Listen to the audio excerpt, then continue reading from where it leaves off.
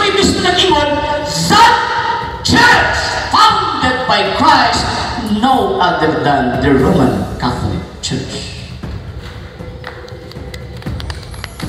Mga bitaw, umiingon sa banal kasulatan, magsugod sa Jerusalem. And the New Book of Knowledge, volume 16, page 2, nagkatasabi nag-ingon that the history of the Roman Catholic Church began in an ancient Rome in Jerusalem almost 2,000 years ago. Ang kasaysayan sa Iglesia Katolika at Apostolika Romana nagbigan sa Jerusalem na mikapat ng 2,000 anyos. Buti pasabot, mauning Iglesia ang mapaputol. Kung na ay musupang inip, piki. Diba? Kung na ay musupang inip, piki. Yung siya, anong Roman Catholic pa na? Kasi Jerusalem magkakatawag yung tukuran. Anong Roman Catholic pa na? Ako lang yung manong ang point siya.